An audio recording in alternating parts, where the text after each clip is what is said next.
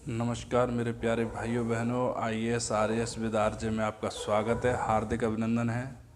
तो मेरे भाइयों, 2 दिन आपका जो गैप हुआ उसके लिए मैं क्षमा चाहता हूं, लेकिन आपका जो वीडियो रह गया है उस वीडियो को आपको पूरा करवाऊंगा मैं, ये मेरा आपसे वादा है। तो मेरे प्यारे भाइयों बहनों, PDF तो मैं राजस्थान स्पेशल की तो आपको प्रोवाइड करवाता रहा हूँ, लेकिन नेशनल और इंटरनेशनल इश्यू के ऊपर नहीं पहुँची है। तो जो हमारा पीछे बैकड्रॉ हुआ है उसको हम आज कंप्लीट करेंगे पूरा। कुछ समस्याएं आने के कारण पारिवारिक तो मैं थोड़ा सा उनमें बिजी हो गया था और आप लोगों को नहीं करवा पाया था। तो दोस्तों, बिना किसी लाग लपेट के अपन शुरू करते हैं आज का न्यूज़ डिस्कशन। और आपको PDF चाहिए तो आप जाइए टेलीग्राम चैनल पे, IAS RAS विद RJ, ये हमारा टेलीग्राम चैनल है। आप यहाँ जाइए और ब्रांड न्यू हाथ से लिखी हुई PDF डाउनलोड कीजिए। दोस्तों, वैसे तो हमारा पूरा ध्येय ये रहता है कि हम कोई प्रिंटिंग मिस्टेक या किसी भी तरह की मिस्टेक नहीं करें, लेकिन यदि हो जाती है तो हम उसको कवर कर लेते हैं। जैसे आज के में हमसे हुई थी एक, जो मैंने पीछे पढ़ा तो मुझे याद चला कि हम 2002 की जगह पर 2022 लिख गए यहाँ पर, जो बहुत बड़ी मिस्टेक है, छोटी नहीं है, लेकिन इसको हम संभलवा देंगे आगे चलेंगे। तो दोस्तों, हम शुरू करते हैं आज का न्यूज़ डिस्कशन। तो हमारी जो पहली न्यूज़ है वो इस तरह से है कि सोलर कंपनियां CSR मतलब कॉरपोरेट सोशल रेस्पॉन्सिबिलिटी के तहत जो स्कूल हैं उनमें 200 स्मार्ट टीवी लगाएगा। ठीक है, क्या करेगा? 200 स्मार्ट टीवी लगाएंगे। कौन? सोलर कंपनियां। किसके तहत भाई? क्यों लगाएंगी? ऐसे थोड़ी ना है, पैसा लुटाने के लिए थोड़ी है। सोलर कंपनियों पर कंपनियां हैं, बड़ी हैं, पैसा है, तो इसका मतलब लुटाने के लिए कहीं पर कुछ भी लगवाते रहो। तो दोस्तों, CSR रेस्पॉन्सिबिलिटी होती है, कॉरपोरेट सोशल रेस्पॉन्सिबिलिटी, उसके तहत लगाया जा रहा है। तो पहले हम ये देख लेते हैं कौन सी सोलर कंपनियां हैं, फिर हम ये समझेंगे कि CSR क्या है। ठीक है, तो सोलर कंपनी कौन कौन सी है जो संयुक्त रूप से लगा रही हैं? कौन कौन सी हैं? राजस्थान अक्षय ऊर्जा निगम, दूसरी है Rajasthan solar park development company, और तीसरी है आपकी सौर ऊर्जा कंपनी ऑफ राजस्थान लिमिटेड, मतलब solar energy company of Rajasthan limited. ठीक है, ये 200 सोलर जो 200 स्मार्ट टीवी हैं वो लगाए जा रहे हैं आपके बीकानेर के अंदर। कहाँ के विद्यालयों में क्रियान्वयन किया जा रहा है इसका? बीकानेर के में। तो दोस्तों, स्मार्ट टीवी थोड़ा सा एक बजट मतलब बड़ा आइटम होने के कारण चर्चा में है, लेकिन इसके अलावा और भी बहुत सारी चीज़ें हैं जिनको वहाँ पर इन कंपनियों के द्वारा इस्टेब्लिश किया गया है, जैसे फर्नीचर वगैरह है, दूसरी कई तरह की सुविधाएं बच्चों के लिए, तो उस तरह का काम भी वहाँ पर किया गया है। ठीक है, तो हम सबसे पहले देख लेते हैं राजस्थान अक्षय ऊर्जा निगम को, कि राजस्थान अक्षय ऊर्जा निगम क्या है। तो दोस्तों, इसकी स्थापना जो है वो 2002 के अंदर हुई थी, 2002 के अंदर। और इसकी स्थापना कब हुई थी? 2002 के अंदर। 2002, 20 लिखने की जगह पर मैं 2 बार 2 लिख गया, ये बहुत बड़ी मिस्टेक है, लेकिन क्या करें, प्रिंटिंग मिस्टेक होती रहती है। ठीक है, जब आप वीडियो देखेंगे तो आप उसको सुधार लीजिएगा। तो इसकी स्थापना जो है वो राजस्थान ऊर्जा विकास एजेंसी, पहले राजस्थान में मतलब 2 एजेंसियां थी, एक तो थी ऊर्जा विकास एजेंसी, दूसरी थी राजस्थान राज्य विद्युत निगम लिमिटेड। इन दोनों का विलय करके क्या बना दिया गया? राजस्थान अक्षय ऊर्जा निगम बना दिया गया। ठीक है, अब जो राजस्थान अक्षय ऊर्जा निगम है, यह निगम अधिनियम 1956 के अधीन पंजीकृत कंपनी है। भाई, एक नई कंपनी बनाई तो इसको पंजीकरण भी जरूरी है। तो पंजीकरण कहाँ करवाया इसका, या पंजीकरण किस नियम के अंतर्गत हुआ? तो निगम अधिनियम 1956, इसके अंतर्गत क्या किया गया? इसका पंजीकरण किया गया। यह राजस्थान में अक्षय ऊर्जा के विकास के क्षेत्र में कार्य करने वाली एजेंसी है। किसके क्षेत्र में? अक्षय ऊर्जा। ठीक है, अब आप सोचोगे सर अक्षय ऊर्जा क्या है? अक्षय कुमार के अंदर जो ऊर्जा रहती है वो है क्या? अरे भाई, वो नहीं है। अक्षय ऊर्जा क्या है फिर? ऐसी ऊर्जा जिसका क्षय नहीं हो सकता। आप बोलोगे सर क्या बात कर रहे हो, हम तो पेट्रोल डलाते हैं क्षय हो जाता है। ऐसा नहीं, देखो, वो पेट्रोल वाली ऊर्जा है, वो अक्षय ऊर्जा नहीं है। अक्षय ऊर्जा कौन सी? सोलर वाली। आप जितने दिन जियोगे लगातार मिलती रहेगी। हवा, वाइंड एनर्जी, जितने दिन जियोगे मिलती रहेगी। टाइडल एनर्जी, ज्वार भाटे वाली एनर्जी। ठीक है, तो राजस्थान में तो ज्वार भाटा आने से रहा, पानी नहीं आ रहा ढंग से, तो ज्वार भाटा कहाँ से आएगा? ठीक है, अब हम चलते हैं आगे की तरफ। तो आगे देखते हैं Rajasthan solar park development company के बारे में। तो देखो दोस्तों, जैसा इसके नाम से है, सोलर पार्क डेवलपमेंट, मतलब सोलर पार्क का डेवलपमेंट। अब सोलर पार्क के डेवलपमेंट के लिए क्या चाहिए भाई? ऐसा तो है नहीं कि सूरज लगाएगी ये नीचे लागे कि नया सूरज लगवा दिया है सर, यहाँ से आप एनर्जी कन्वर्ट करते रहना, ऐसा नहीं है। देखो, सोलर पार्क का मतलब ये है ऐसी जगह जहाँ पर सोलर एनर्जी प्रोड्यूस करने के लिए लगभग सारी की सारी जो संभावनाएं हो सकती हैं, सारी के सारे जो इंफ्रास्ट्रक्चर हो सकते हैं, कनेक्टिविटी हो सकती हैं, ज़मीन जितनी ज़रूरत है उतनी हो सकती है, तो उस चीज़ का लेखा जोखा या उस चीज़ को रेगुलेट कौन सी कंपनी करती है? तो वो करती है Rajasthan solar park development company. ठीक है, इसकी स्थापना हुई थी 2011 में। क्यों की गई थी भाई? किसके लिए की गई थी? राजस्थान अक्षय ऊर्जा निगम की सहायक कंपनी के रूप में। भाई राजस्थान अक्षय ऊर्जा निगम के ऊपर बहुत सारा काम है, तो आप भी जाइए छोटे भाई और उनकी सहायता कीजिए। तो सहायता के लिए की गई थी इसकी स्थापना राजस्थान सौर ऊर्जा नीति 2011 के अंतर्गत। ठीक है मेरे भाइयों बहनों, अब अपन आगे चलते हैं। जब हम आगे चलेंगे तो हम सौर ऊर्जा कंपनी ऑफ राजस्थान लिमिटेड के बारे में ज़्यादा डाटा मौजूद ना होने के कारण उसकी चर्चा नहीं करेंगे। बस उसके बारे में इतना सा ही कहा गया है कि सौर ऊर्जा के क्षेत्र में काम करती है और अक्षय ऊर्जा निगम का क्या करती है? सहयोग करती है। ठीक है, अब हम देखते हैं इन कंपनियों के उद्देश्य क्या हैं। तो उद्देश्य हैं सौर ऊर्जा के बुनियादी ढांचे का विकास, ठीक है, प्रबंधन के लिए कार्य करना, ठीक है, सौर ऊर्जा उत्पादकों द्वारा भूमि के आवंटन और विकास की लागत को साझा करना और दिशा निर्देश तैयार करना। ठीक है, कि आपको इस तरह के जो पैरामीटर्स हैं उनका आपको पालन करना पड़ेगा, तभी आप राजस्थान के अंदर अपना प्लांट लगा सकते हैं। ऐसा नहीं है कि जो मनाया वो करते रहे, अगर पर्यावरण को, प्रकृति को नुकसान हो रहा है तो उसको भी करते रहे, ऐसा नहीं है। आपको पूरे पैरामीटर का ध्यान रखना पड़ेगा, तभी आप राजस्थान के अंदर कंपनी स्टेब्लिश कर सकते हैं। इस तरह के रेगुलेशन करती है ये कंपनी। ठीक है, अब अपन आगे चलते हैं। आगे है हमारा CSR, मतलब कॉरपोरेट सोशल रेस्पॉन्सिबिलिटी। तो देखो मेरे भाइयों बहनों, कंपनियां होती हैं वो कहीं से अगर पानी लेती हैं तो उसका पे करती हैं, कहीं से बिजली लेती हैं तो उसको भी पे करती हैं, कहीं पे इंफ्रास्ट्रक्चर का यूज करती हैं तो उसका भी पे करती हैं। लेकिन कुछ चीज़ें ऐसी हैं जो फ्री में इस्तेमाल करती हैं। पर्यावरण का जो अपशिष्ट निकला उसको पानी में बहा दिया, नदी में डाल दिया, नाले में डाल दिया, तो वो क्या हो रहा है? वो भी पॉल्यूटेड हो रहा है। तो इससे क्या होता है? जीव जंतु हैं और लोग हैं। देखो, पर्यावरण के लिए कोई गरीब नहीं है, कोई अमीर नहीं है, पर्यावरण पर सबका समान अधिकार है। तो जब गरीबों के हिस्से का पर्यावरण जब अमीर यूज में लेते हैं तो उसको भी पे करते हैं। वो क्या पे करते हैं? 2% किसका? शुद्ध लाभों के औसत का 2%। ठीक है, इसको क्या करते हैं? पे करते हैं। किसको? गवर्नमेंट को। लोगों को तो करेंगे नहीं। फिर गवर्नमेंट क्या करती है? गवर्नमेंट करती है लोगों के वेलफेयर में जो काम करती है उसमें इस पैसे को लगा देती है, या इस पैसे से ही क्या करती है? गवर्नमेंट वेलफेयर के काम करती है। तो इससे क्या होता है? इससे डेवलपमेंट भी होता रहता है, लोगों को रोजगार भी मिलता रहता है, और उन कंपनियों की वजह से, उन फैक्ट्रियों की वजह से अगर कोई नुकसान होता है तो वेलफेयर स्कीम के माध्यम से उनका भी समाधान कर दिया जाता है। इस तरह से सोशल कॉरपोरेट रेस्पॉन्सिबिलिटी को हम परिभाषित कर सकते हैं। ठीक है मेरे भाइयों बहनों, ये तो थी साधारण शब्दों की बात। अब थोड़ा आगे चल के देख लेते हैं कि ये क्या कहता है। ठीक है, देखो, यह एक प्रबंधन अवधारणा है। जैसा मैंने आपको बताया, ये कोई टेक्निकल टर्म नहीं है, बस एक जस्ट मैनेजमेंट है। किस किस चीज़ का? भाई लोगों को जो नुकसान हो रहा है और कंपनी को जो फायदा हो रहा है, दोनों के बीच में एक मैनेजमेंट करके लोगों को नुकसान को कम कर देना और कंपनी के फायदे को बरकरार रखना। ठीक है, इसके माध्यम से कंपनियां समाज और पर्यावरण से संबंधित चिंताओं को उनके हितधारकों के साथ एकीकृत करती हैं। ठीक है, क्या करती हैं? जो समाज की भाई चिंताएं बनी हैं उस कंपनी के वहाँ स्थापित होने से, उस फैक्ट्री के वहाँ स्थापित होने से, तो उन चिंताओं को भी तो कम करना है। ठीक, यह अवधारणा कंपनी अधिनियम 2013 की धारा 135 के तहत नियंत्रित है। मतलब CSR के बारे में कहाँ चर्चा हुई है? तो CSR के बारे में चर्चा हुई है कंपनी अधिनियम 2013 की धारा 135 के अंतर्गत।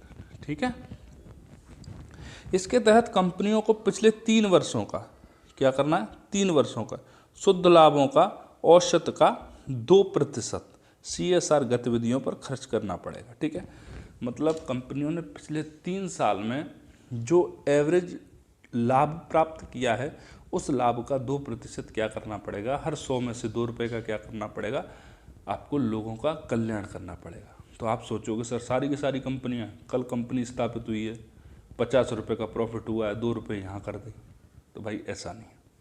उसके लिए गवर्नमेंट ने कह रखा है कि यह उन कंपनियों पर लागू होता है जिनकी नेटवर्थ या तो 500 करोड़ है, ठीक है, इनका टर्नओवर 1000 करोड़ है, या फिर शुद्ध लाभ जो है वो 5 करोड़ या इससे अधिक का है। यह जो रेस्पॉन्सिबिलिटी है, CSR रेस्पॉन्सिबिलिटी, ये उन्हीं कंपनियों पर क्या होता है, लागू होता है, ठीक है। CSR को लागू करने वाला दुनिया का प्रथम देश भारत है, ठीक है। कौन है, भारत। अब भारत के अंदर तो समाज, वैसे ही समाज का प्रकोप बहुत रहता है, तैयारी करने वाले बच्चों को जीने नहीं देते लोग, समाज समाज समाज। अब पता नहीं ये समाज कौन है, सबको समाज से डर लगता है और सब समाज में रहते हैं, कोई समाज से अलग होना नहीं चाहता, पता नहीं ये क्या भला है समाज भाई। तो भारत के अंदर जो समाज का प्रकोप है वो कुछ ज़्यादा ही है, ठीक है। राजस्थान में क्या है, देखो 2019 में इसको लागू करने के लिए राजस्थान के अंदर क्या किया गया, राजस्थान CSR प्राधिकरण की स्थापना कर दी गई 2019 के अंदर।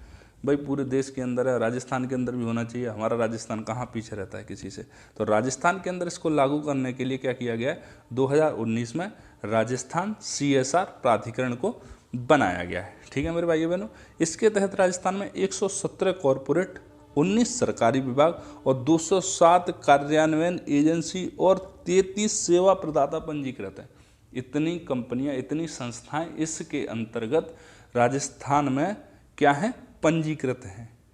कौन पंजीकृत करता है, राजस्थान CSR प्राधिकरण, ठीक है मेरे भाई बहनों। अब अपन चलते हैं आगे, उम्मीद करता हूं ये आर्टिकल आपकी समझ में आ गया होगा। तो दोस्तों अगला जो हमारा न्यूज आर्टिकल है वो इस तरह से है कि राजकीय विद्यालयों का नाम स्वतंत्रता सेनानियों के नाम पर बदला गया है। न्यूज क्या है कि राजकीय विद्यालयों का नाम स्वतंत्रता सेनानियों के नाम पर बदला गया है। तो मेरे भाइयों बहनों ये प्रस्ताव पता नहीं क्यों पहले से ही मेरे दिमाग के अंतर्गत आता था कि जितने भी शिक्षण संस्थाएं हैं उनका नाम या तो स्वतंत्रता सेनानियों के नाम पर होना चाहिए या शहीदों के नाम पर होना चाहिए। उसके अलावा सरकार को परमिशन ही नहीं देनी चाहिए किसी भी शिक्षण संस्थान को ये फालतू के उल जलूल नाम रखने की। कुछ भी नाम चलता है, कुछ भी, उन नामों को, शिक्षण संस्थानों को भारत सरकार को, मैं तो राजस्थान सरकार छोड़िए, भारत सरकार को भी एक रूल बना देना चाहिए कि जो भी शिक्षण संस्थाएं होंगी उन सब का नाम या तो स्वतंत्रता सेनानियों के नाम पे होगा या शहीदों के नाम पे होगा। इस बहाने कम से कम हम उनको याद तो रखेंगे यार, ठीक है।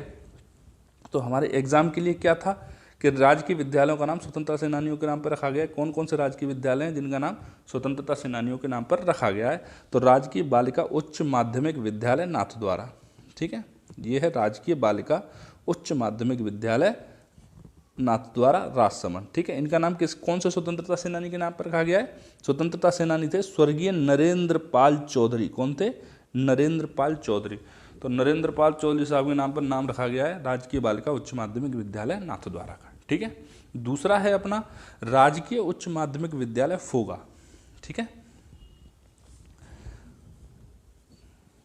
राजकीय उच्च माध्यमिक विद्यालय फोगा। इनका नाम रखा गया है स्वतंत्रता सेनानी स्वर्गीय गोपाल सिंह राजवी के नाम पे। कौन, राजवीर नहीं, राजवी, राजवी, ठीक है, किसके नाम पे, गोपाल सिंह राजवी के नाम पर इनका नाम रखा गया है, ठीक है मेरे भाइयों। वैसे उसमें समझाने लायक कुछ है नहीं। अब अपन चलते हैं अपने तीसरे न्यूज आर्टिकल की तरफ। तीसरा न्यूज आर्टिकल जो है, आप राजस्थान के किसी भी एग्जाम पेपर की तैयारी कर रहे हो सबके लिए इम्पोर्टेंट है वो। ये इस साल पेपर होंगे उनके लिए इम्पोर्टेंट है, पीछे जो पेपर हो चुके थे उनके लिए भी इम्पोर्टेंट था, आगे जो पेपर होंगे उनके लिए भी इम्पोर्टेंट है। ये न्यूज आर्टिकल बहुत इम्पोर्टेंट है। देखो, राजस्थान में पर्यटन को बढ़ावा देने के प्रयासों के बीच में पर्यटन प्रमुख सचिव ने फरहान अख्तर की मुलाकात, फरहान ने राज्य की पर्यटन नीति की सराहना की है। अब ये बोलोगे आप सर फरहान अख्तर पर्यटन सचिव से मिलके चले गए तो ये क्या इंपॉर्टेंट बात होगी, हम तो फरहान अख्तर की भाग मिल्खा भाग देख के आए थे, तो उससे बारे में तो कोई प्रश्न पूछा ही नहीं। अब क्या फरहान अख्तर कोई मूवी लेके आए यहाँ से प्रश्न पूछेंगे। तो दोस्तों, एक तो फरहान अख्तर बॉलीवुड से जुड़े हुए हैं, ठीक है, तो यहाँ से आती है फिल्म नीति। और किससे मुलाकात की है, पर्यटन प्रमुख से। क्यों? पर्यटन को बढ़ावा देने के प्रयासों के बीच में, मतलब राजस्थान हो या भारत, पर्यटन को एक उद्योग के रूप में विकसित करने पर तुला हुआ है, क्योंकि पर्यटन उद्योग सच में बहुत लोगों को देता है रोजगार। पहला रोजगार किसको मिलता है भाई? पहला रोजगार मिलता है ट्रांसपोर्ट को, दूसरा होटल्स को, तीसरा जहाँ घूमने जा रहे हैं वहाँ, और चौथा जो जगह घूमने की है जहाँ पर्यटक आ रहे हैं उसके आसपास हजारों की तादाद में दुकानें होती हैं, उन लोगों का घर चलता है। तो पर्यटन उद्योग क्या है, साइड में बहुत बिजनेस करवाता है भाई। किसी भी आप जगह पर जाओगे घूमने के लिए तो वहाँ तो जितनी टिकट लगेगी बस उतनी ही लगेगी, लेकिन वहाँ तक जाना, वहाँ से आना और वहाँ पर पहुँचने के बाद जो खर्चा होता है वो जाने कितने लोगों को रोजगार देता है। ठीक है, तो हम बिना किसी लाग लपेट के आते सीधा टॉपिक पे। तो देखो दोस्तों, फॉर एग्जाम हमारे एग्जाम के लिए क्या है, तो पूर्व में जो नीतियाँ आई पर्यटन के संबंध में उनके बारे में देखते हैं। पहली आई 2001 के अंदर, नाम क्या था? राजीव गांधी पर्यटन मिशन। दूसरी आई 2001, एक मिनट, फिर आई थी प्रथम पर्यटन नीति के नाम से ही 2001 में ही। टूरिज्म जो यूनिट पॉलिसी है 2007 में, फिर टूरिज्म यूनिट पॉलिसी जो है आपकी 2015 में, फिर नई जो पर्यटन पॉलिसी है वो आई 2020 के अंदर। तो आपसे ना तो नाम पूछेंगे ना ये पूछेंगे कि इससे पहले कितनी सारी आपके लिए नीतियाँ आई थी। आपसे अगर पूछेंगे कुछ तो वो पूछेंगे नई पर्यटन पॉलिसी 2020 के बारे में, इसके क्या क्या प्रावधान है, कब लागू हुई, कितनी अवधि के लिए लागू हुई। इसके अलावा कुछ भी आपके लिए इम्पोर्टेंट नहीं होता है। पास्ट में क्या हो गया है ये तो कतई नहीं होता है। ठीक है, अब हम पर्यटन नीति 2020 के बारे में चर्चा कर लेते हैं। तो दोस्तों ये लागू हुई थी 9 सितंबर 2020 को। अब आप बोलोगे कि सर अब इसमें डेट याद रखनी है कि नहीं रखनी, तो अब मैं बोलूँगा भैया इस डेट को आप याद रख लेना, रट लेना। कुछ चीज़ें ऐसी होती हैं जिनकी डेट याद रखनी होती है बस, बाकी सभी की नहीं रखनी होती। आप सबका रट्टा मारोगे तो इसको भी भूल जाओगे। ठीक है, तो लागू कब हुई? 9 सितंबर 2020 को ये लागू हुई थी। इसकी अवधि थी 5 वर्ष। कितने वर्ष के लिए लागू की गई थी? 5 वर्ष के लिए। ठीक है, या फिर अगली नीति आने तक। अब मान लो 2020 के अंदर आई है और 2023 के अंदर, 2022 के अंदर नई पॉलिसी फिर से आ जाएगी, तो फिर ये 5 वर्ष तक लागू नहीं रहेगी। ठीक है मेरे भाइयों बहनों, चलिए अपन आगे देख लेते हैं। इसके उद्देश्य क्या है? तो राजस्थान को अग्रणी पर्यटन ब्रांड के रूप में बढ़ावा देना। क्या करना राजस्थान को?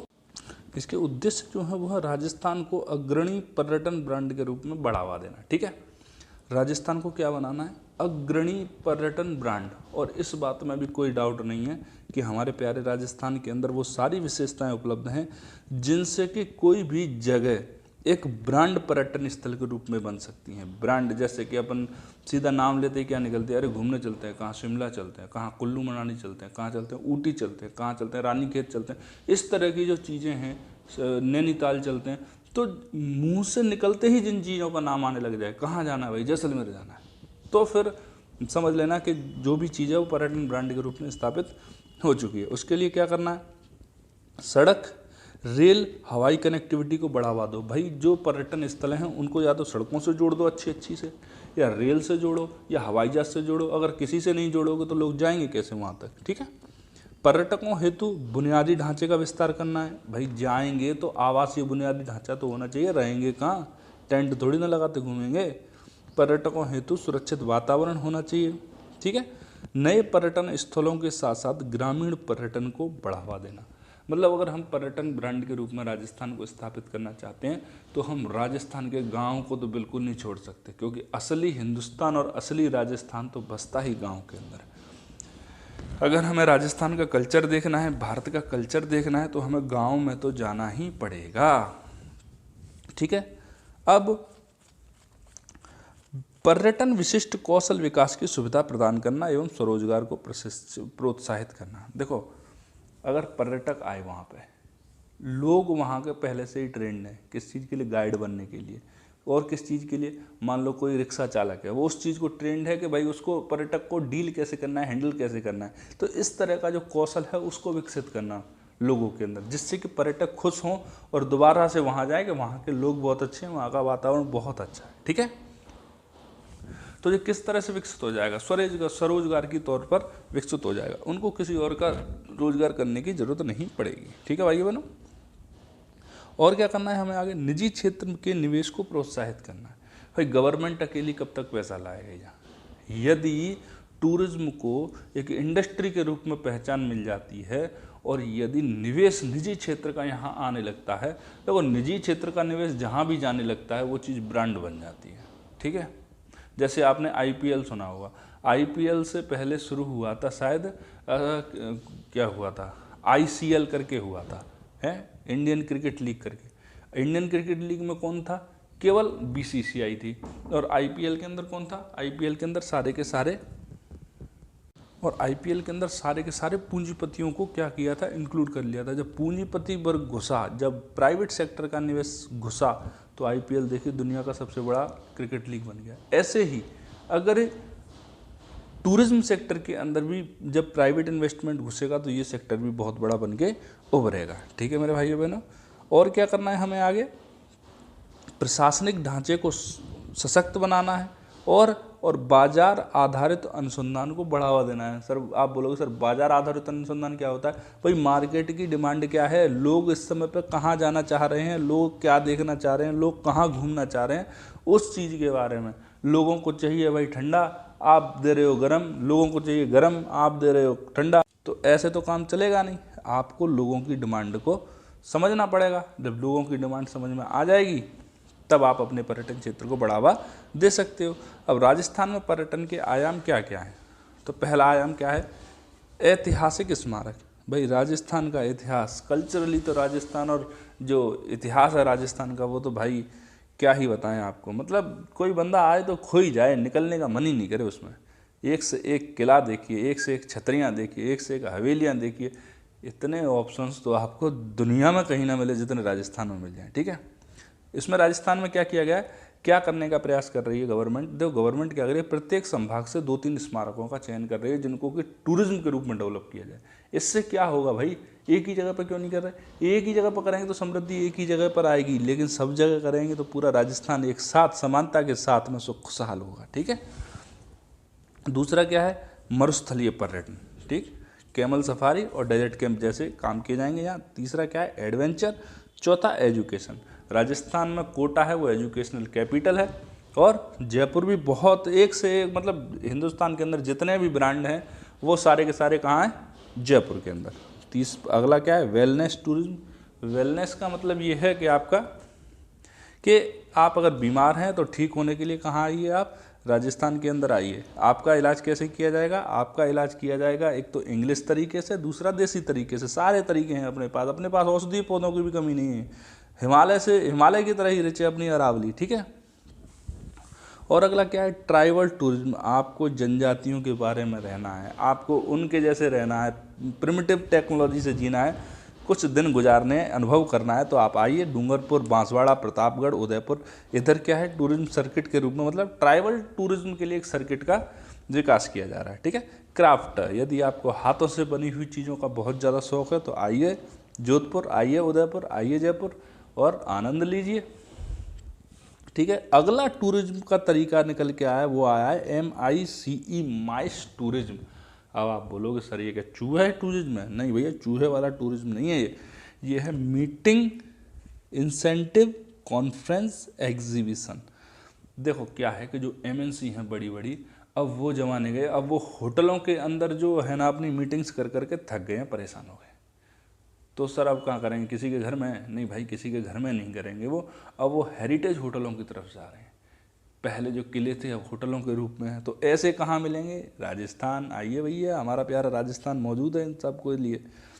अगला जो टूरिज्म है वो है रूट टूरिज्म। मतलब जो लोग कभी राजस्थान के हुआ करते थे लेकिन अब राजस्थान के नहीं हैं, उनको अपनी जड़ों की ओर आकर्षित करना कि आपके पूर्वज किस तरह रहते थे, आपके पूर्वज जहाँ रहते थे वो प्रदेश कैसा है, उसके बारे में आप जानिए। आइए यहाँ पर घूमिए, आपको विशेष सुविधाएं दी जाएंगी। ठीक है, अब हम चलते हैं थोड़ा आगे।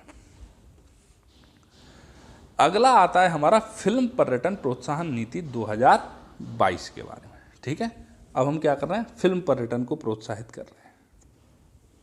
अब तक हमने क्या किया था? अब तक हमने पर्यटन को प्रोत्साहित किया था, अब हम क्या कर रहे हैं, फिल्म पर्यटन को प्रोत्साहित कर रहे हैं। ठीक है मेरे भाइयों बहनों, देखिए इस नीति के अंतर्गत क्या है, जो प्रोत्साहन नीति थी उसके लिए 2 तरह की चीज़ों को इंक्लूड किया गया है इसके अंतर्गत। क्या कि कौन कौन सी चीज़ें? पहली है वो है राजस्थानी भाषा की फिल्में, दूसरी जो है वो है अन्य फिल्में। देखो भाई, भारत के अंदर हर तरह का सिनेमा है, आप जिधर जाओगे भाई। टॉलीवुड आप देखिए, आज RRR मूवी तो ऑस्कर तक गई, वो भी तो एक क्षेत्रीय सिनेमा है। तो हमारे राजस्थान की फिल्में क्यों नहीं जा सकती? हमारे राजस्थान का फिल्म इंडस्ट्री इतना बड़ा क्यों नहीं बन सकता कि पूरे देश में उसकी चर्चा हो? हम दूसरे तमिल, तेलुगु, कन्नड़ सबको हिंदी में डब करके देखते हैं, लेकिन हमारी राजस्थानी भाषा की फिल्में हमने शायद कभी देखी ही नहीं है। हमें देखनी चाहिए उनको, ठीक है। तो इसको बढ़ावा देने के लिए भाई देखें कैसे, उनका बजट होता है थोड़ा सा, वो ऐसी ही मूवी बनाते हैं छोटी छोटी, या ऐसी मूवी बनाते हैं जो आपको अट्रैक्ट नहीं कर पाती, आकर्षित नहीं कर पाती, ठीक है। तो उसके लिए राजस्थान सरकार ने क्या कहा है? तो उसके लिए राजस्थान सरकार ने राजस्थानी भाषा की जो फिल्म है उनको एक तो सिंगल विंडो क्लियरेंस, वो तो सबको ही दे रखा है। एक GST में 100% रिफंड, आप स्टेट GST दीजिए ही मत, ठीक है। अगला, भारत सरकार द्वारा यदि कोई स्वर्ण कमल पुरस्कार या रजत कमल पुरस्कार इनसे पुरस्कृत होती है तो उसको विशेष छूट दी जाती है। अगर स्वर्ण कमल पुरस्कार से सम्मानित फिल्म है तो उसको 1 करोड़ की वित्तीय जो सहायता है वो कौन देगा? उसको 1 करोड़ का वित्तीय का पुरस्कार कौन देगा? उसको राजस्थान सरकार देती है। भारत सरकार द्वारा रजत कमल अगर पुरस्कार से सम्मानित फिल्म है तो उसको 50 लाख की वित्तीय सहायता दी जाती है, ठीक है। और फिल्म की जो स्क्रीनिंग कमेटी होती है वो बताती है कि फिल्म कैसी है, A ग्रेड है, B ग्रेड है, C ग्रेड है, इस तरह की फिल्मों में दी जाती है, ठीक है। तो यदि राजस्थान में A+ कैटेगरी की, A+ श्रेणी की फिल्में हैं, कोई फिल्म है, तो उसको 25 लाख रुपया या उसकी जो लागत है उसका प्रत्यक्ष लागत का 25% जो भी कम हो वो सब्सिडी दी जाती है। A+ ग्रेड की 25 लाख रुपए की सब्सिडी दे दी जाएगी, या फिर जो शुल्क है, जो प्रत्यक्ष लागत है उसका 25%, जो भी दोनों में से कम होगा। अगर 25 लाख कम है तो 25 लाख मिलेंगे, 25% कम है तो 25% मिलेगा। यदि A ग्रेड श्रेणी की है तो उसको 15 लाख या 25% लागत का, ठीक है, जो भी कम हो। B ग्रेड श्रेणी है तो उसको 10 लाख या 25%, जो भी कम हो। यदि C ग्रेड है तो उसको 5 लाख या 25%, जो भी कम हो, ठीक है। जो भी कम होगी वो चीज़ उसको दे दी जाएगी। अगर 25 लाख कम होंगे तो 25 लाख मिलेंगे, 25% कम होगा तो 25% मिलेगा, ठीक है। और दूसरी फिल्मों के लिए फिर हमने क्या किया, तो इनके लिए भी सिंगल विंडो क्लियरेंस है, ठीक है। सिंगल विंडो क्लियरेंस तो सबको दे दिया है कि आप आइए, एक ही ऑफिस में बैठिए, वहीं सब कुछ खत्म, ठीक है। और अब तो पोर्टल बन गए, ऑनलाइन सुविधाएं हो गई, आने की भी ज़रूरत नहीं है। देखो, राजस्थान में अगर आप फिल्मों की शूटिंग करोगे तो 2 करोड़ रुपए तक की सब्सिडी देंगे हम लोग। क्या करेंगे? 2 करोड़ रुपए तक की आपको छूट देंगे राजस्थान में शूटिंग करने पर, ठीक है।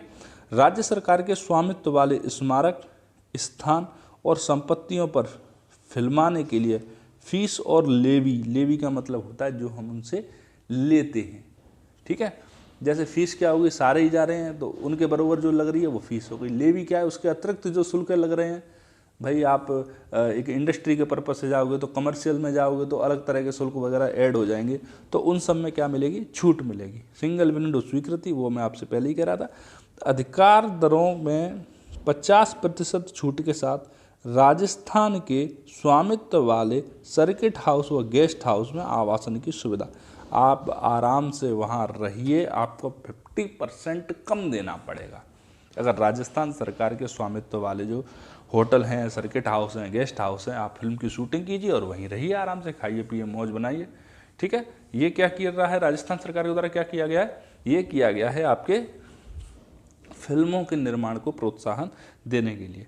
तो दोस्तों, उम्मीद करता हूँ कि आपके समझ में दोनों ही पर्यटन नीतियाँ आ गई होंगी, ठीक है। और इनको आप ढंग से रट लेना, क्योंकि ये आपके एग्जाम के लिए बहुत इंपॉर्टेंट सेगमेंट है, ठीक है। अब चलते हैं अगले न्यूज आर्टिकल की तरफ। तो हमारी जो अगली न्यूज है वो है भादरा शहरी पेयजल योजना। कौन सी है? भादरा शहरी पेयजल योजना, ठीक है। तो हनुमानगढ़ जिले के भादरा शहर के लिए पेयजल की योजना है ये, इसके अलावा इसमें कुछ भी नहीं है। और दूसरा फैक्ट है वो इम्पोर्टेंट है कि यह प्रणाली जो है वो भाखड़ा नहर प्रणाली की अमर सिंह और सिद्धमुख वितरिकाओं पर आधारित है। 2 फैक्टर, दोनों के दोनों इंपॉर्टेंट है, दोनों को ही रट्टा मार लेना, आपके एग्जाम में पूछा जा सकता है। इस तरह के करंट अफेयर बहुत इंपॉर्टेंट हो जाते हैं आपके लिए, क्योंकि अगर ये 6 महीने बाद या साल भर बाद भी पूछे जाएँ तो ये करंट अफेयर पुराना नहीं होता। इसलिए इस तरह के करंट अफेयर को ढंग से रट लिया करो। अब बात करते हैं इंदिरा रसोई के बारे में कि इंदिरा रसोई योजना दोबारा से चर्चा में क्यों है। तो दोस्तों, इंदिरा रसोई योजना में जो 2023-24 के लिए जो बजट प्रस्तुत किया है राजस्थान सरकार ने, उसमें इनकी संख्या बढ़ा दी है और इनका विस्तार जो है वो ग्रामीण क्षेत्रों में भी कर दिया है। ठीक है, और इनकी संख्या बढ़ाकर कितनी कर दी गई है? 2000। कितनी कर दी गई है? 2000। ठीक है, तो अब देख लेते हैं इसके बारे में कुछ। तो इसका संचालन, तो इंदिरा रसोई का संचालन है वो NGO के द्वारा किया जाता है, नॉन गवर्नमेंटल ऑर्गेनाइजेशन जो है उनके द्वारा किया जाता है। तो भाई ऐसे थोड़ी है कि किसी भी NGO को पकड़ा दें, तो किसको देते हैं सर? तो उसके लिए क्या किया जाता है कि जिला कलेक्टर की अध्यक्षता में गठित जिला स्तरीय समन्वय और मॉनिटरिंग समिति के द्वारा NGO का चयन किया जाता है। किसके द्वारा? जिला कलेक्टर की अध्यक्षता में गठित होती है। कौन सी? मतलब जिला स्तरीय समन्वय और मॉनिटरिंग समिति होती है, कमेटी होती है, उसके द्वारा क्या किया जाता है? NGO का चयन किया जाता है कि भाई ये वाला NGO बढ़िया है, इसका ट्रैक रिकॉर्ड अच्छा है, ईमानदार है, लोगों के अंदर इसके बारे में फेथ है, इसको दे दो, ये सही तरह से क्रियान्वयन करेगा। ठीक है, इसके प्रावधान क्या क्या है? जरूरतमंद लोगों को दोपहर और रात का खाना, ऐसी बात नहीं है कि अब दिन में 6 बार खाओ, दोपहर का और रात का। ठीक है, एक समय में भोजन पर खर्च जो है वो 25 रुपये का है, लेकिन उसमें से 17 रुपये जो है राज्य सरकार देती है। पहले जो खर्च था वो 20 रुपये था, उसमें से 12 रुपये राज्य सरकार देती थी, लेकिन जनता के मतलब जनता के हिस्से में वही 8 रुपये हैं। ठीक है, अब भोजन में क्या क्या मिलेगा? तो 100 ग्राम दाल, 100 ग्राम सब्जी, चपाती का प्रावधान है, कोई भूखा ना सोए, इसका लक्ष्य ये है। तो दोस्तों 26 मार्च का जो न्यूज़ डिस्कशन है वो हमारा समाप्त होता है और अब हम शुरू करते हैं आपके 27 मार्च 2023 के न्यूज़ डिस्कशन पे आते हैं।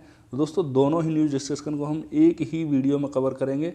ठीक है मेरे भाइयों बहनों, तो दोस्तों अब आपका स्वागत है 27 मार्च 2023 के एडिटोरियल न्यूज़ डिस्कशन के अंदर अब आपका स्वागत है।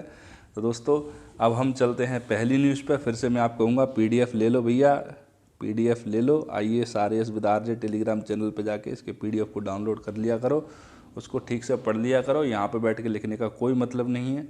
ठीक है मेरे भाइयों बहनों, ये बात मैं आपसे पहले भी कह चुका हूँ, इसीलिए मैं आपका टाइम नहीं लूँगा और सीधा आता हूँ मैं आपके न्यूज़ डिस्कशन पे। तो हमारी पहली न्यूज़ जो है वो है जोधपुर और अजमेर में सिल्कोसिस विंग की स्थापना होगी। ठीक है, क्या होगा? सिल्कोसिस विंग की स्थापना होगी। ठीक है, जोधपुर में कहाँ होगी? ये होगी KN चेस्ट चिकित्सालय में और अजमेर के अंदर जवाहरलाल नेहरू चिकित्सालय के अंदर।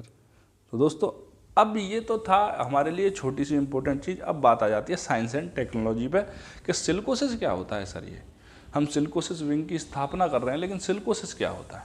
तो देखिए दोस्तों, राजस्थान के अंदर खनन का जो है वो बहुत बड़ा बिजनेस है। जो खनन जो है राजस्थान के अंदर वो बहुत बड़ा सेक्टर है इंडस्ट्री का। ठीक है, तो जब खनन होता है तो उससे जो धूल के कण हैं, सिलिका के कण हैं, वो सांस के साथ में अंदर जाते रहते हैं और अंदर जाके फेफड़ों को हमारे को धीरे धीरे धीरे धीरे नुकसान करते रहते हैं। ये छोटी छोटी उनकी जो नलियाँ होती हैं उनमें जमते रहते हैं और इस चीज़ का पता चलता है हमें 10 साल 12 साल 15 साल बाद, मतलब बहुत लंबे ड्यूरेशन के बाद हमें समस्याएं आना शुरू होती हैं। तो जब समस्याएं आती हैं तब तक अंदर से पूरी तरह से पकड़ बना चुका होता है सिलिका अपनी, मतलब फिर उसका इलाज ये मान लो बहुत मुश्किल हो जाता है। ठीक है, TB जैसी समस्याएं, सांस लेने में समस्याएं, इस तरह की बहुत सारी समस्याएं आती हैं। तो हम सिल्कोसिस के बारे में जान लेते हैं, सिल्कोसिस क्या है। तो देखो दोस्तों, सिल्कोसिस क्या है? यह एक फेफड़े की बीमारी है। ठीक है, जो लंबे समय तक सिलिका के छोटे छोटे कणों के सांस के माध्यम से शरीर के अंदर प्रवेश करने से होती है। शरीर के अंदर धीरे धीरे ये कण क्या है प्रवेश करते रहते हैं और हमें अंदर से बीमार और बहुत बीमार करते रहते हैं। ठीक है मेरे भाइयों बहनों, लंबे समय तक सिलिका के संपर्क में आने से